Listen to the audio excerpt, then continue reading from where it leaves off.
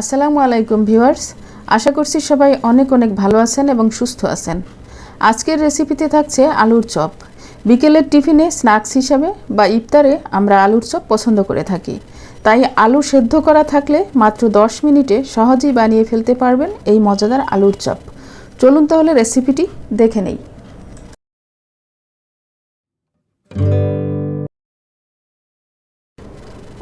কড়াইয়ে সরিষার তেল দিয়ে দিলাম পরিমাণ মতো। সরিষার তেলটাই ব্যবহার করতে চেষ্টা করবেন। তেল গরম হলে দিয়ে দিচ্ছি 3টি শুকনো মরিচ। মরিচ 3টি ভেজে নিচ্ছি।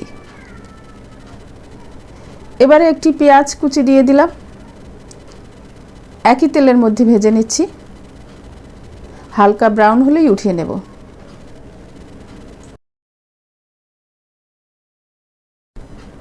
পেঁয়াজটা ভাজা হয়ে গেছে, চলুন এবার বেসনের গোলাটা তৈরি করে নেই। বেসন নিয়েছি 1 কাপ পরিমাণ।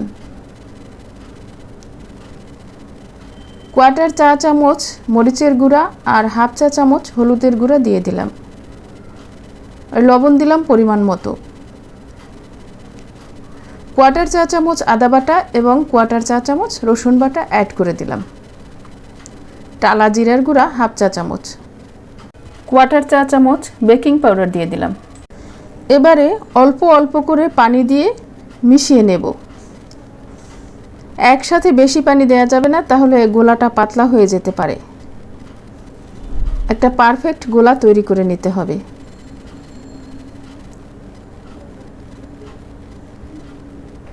গোলাটা ঠিক আছে কিনা সেটা পরীক্ষা করার জন্য একটা শুকনো চামচ গোলার মধ্যে ডুবিয়ে দিতে হবে। চামচের গায়ে যদি গোলা লেগে থাকে তাহলে বুঝতে হবে গোলা পারফেক্ট আছে। বেসনের গোলাটা রেস্টে থাক, ততক্ষণে আমরা চপগুলো বানিয়ে নেই। আলুর পুর বানানোর জন্য ভাজা মরিচগুলো ভেঙে নিচ্ছি, সাথে দিচ্ছি লবণ। লবণ থাকলে মরিচ বা পেঁয়াজ ডলে নিতে সুবিধা হয়।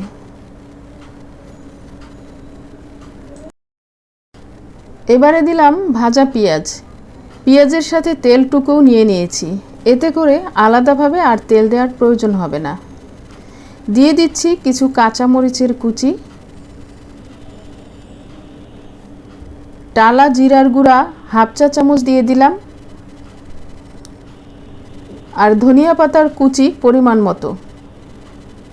2টি বড় আলু ম্যাশ করে রেখেছিলাম, এগুলো এখন নিয়ে নিচ্ছি এবং একসাথে সব কিছু ভালোভাবে মিশিয়ে নিচ্ছি। এই পর্যায়ে লবণটা পারফেক্ট আছে কিনা দেখে নিলাম।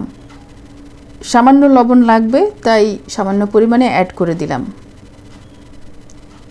এবারে হাতের তালুর সাহায্যে প্রথমে গোল করে, পরে চাপ দিয়ে চ্যাপটা করে চপের আকৃতি দিয়ে দিলাম।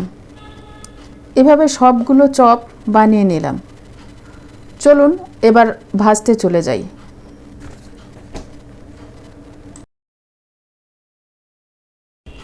কড়াইয়ে পরিমাণ মতো রান্নার তেল দিয়ে দিলাম। চপগুলো ডুবো তেলে ভাজতে হবে, তাই তেল পরিমাণ একটু বেশিই দিতে হবে। তেল ভালোভাবে গরম করে নিতে হবে প্রথমে।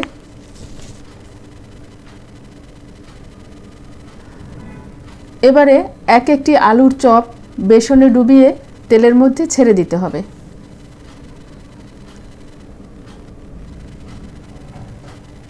চপগুলো একটু ফাঁকা ফাঁকা করে দিতে হবে, যাতে একটার সাথে একটা লেগে না যায়।